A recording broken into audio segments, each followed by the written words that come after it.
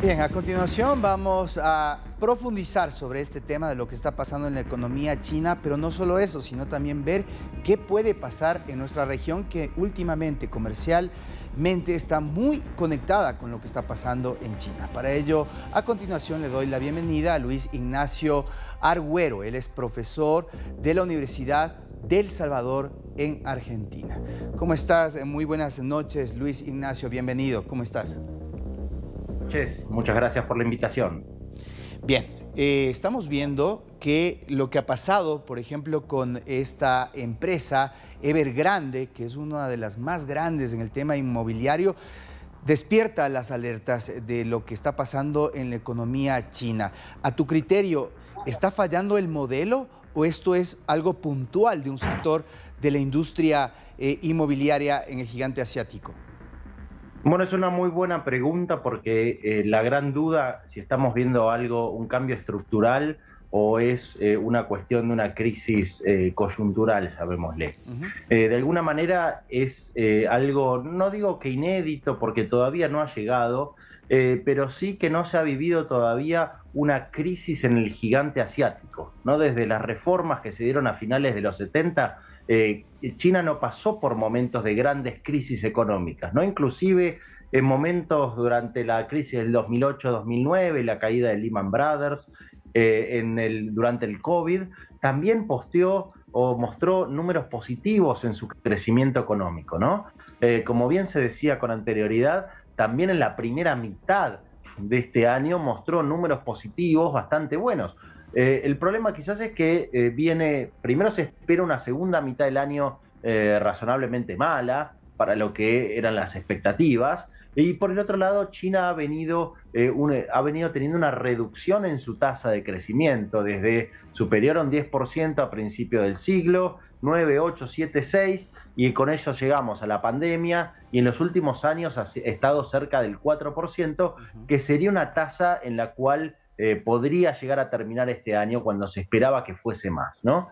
Vale decir que, por supuesto, China está atravesando también una serie de cambios estructurales que tienen que ver con su propio modelo de crecimiento, porque si algo caracterizó a la China que creció durante las primeras décadas del 80, 90, 2000 o hasta, podemos decir, la década pasada, ha tenido que ver con su gran provisión de mano de obra a costo bajo, con lo cual muchas empresas occidentales, orientales y chinas han aprovechado esa mano de obra para producir, ensamblar los productos en el gigante asiático, tanto para exportar, como era en un principio, como para después también proveer al mercado interno. La realidad es que por el crecimiento de la economía, por el mejoramiento de las condiciones laborales, el salario de los trabajadores chinos, China se ha vuelto también cada vez más costosa frente a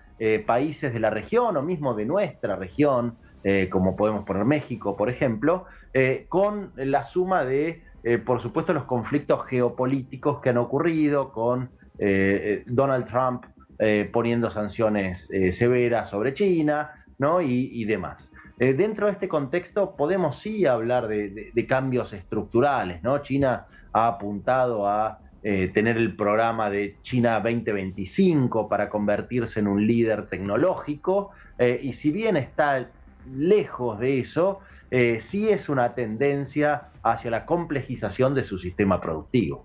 Ahora, Luis Ignacio, para aterrizar todo esto que nos acabas de describir, ¿qué puede pasar con la relación comercial que tiene con Latinoamérica cuando sabemos que, por ejemplo, países como Ecuador, que tradicionalmente tenían a los Estados Unidos como su principal socio comercial, revirtieron esa situación y ahora China tiene la preponderancia en ese aspecto? ¿Qué puede pasar con nosotros? Bueno, es primero que estamos hablando de situaciones que no sabemos en qué pueden derivar o cómo pueden continuar, ¿no?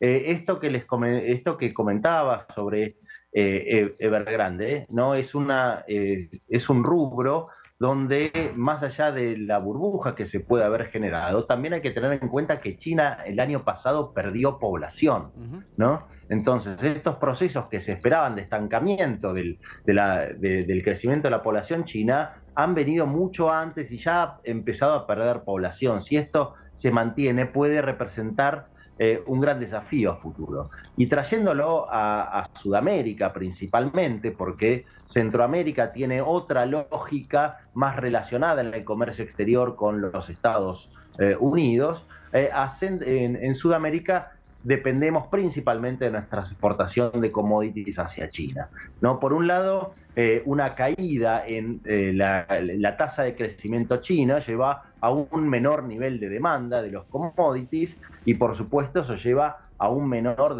precio de los commodities, ¿no? Del petróleo, de la soja, del cobre, que son nuestras principales exportaciones hacia ese país. Con lo cual, esto puede traer un profundo impacto, más allá de también considerarlo desde otros puntos de vista, como por ejemplo la presencia de creciente presencia de compañías chinas en Latinoamérica, buscando expandir sus negocios, extraer los recursos naturales para luego poder utilizarlos en China, con lo cual todavía no sabemos qué tipo de efecto podría tener esto en las inversiones que se han venido dando en diferentes rubros, ¿no? Por ejemplo, en el litio, en el petróleo y demás. José Ignacio, clarísimo, gracias por la explicación. Le estaremos dando seguimiento porque eso seguramente tendrá mucha cola para ver cómo va evolucionando y también para los economistas ver este choque de modelos y cómo van a sortear estas crisis. Realmente los modelos se prueban en esos procesos de crisis. Veamos cómo en el caso de los chinos sortean lo que está pasando, al menos en el tema de la burbuja inmobiliaria. Que tengas una excelente noche. Gracias. Gracias.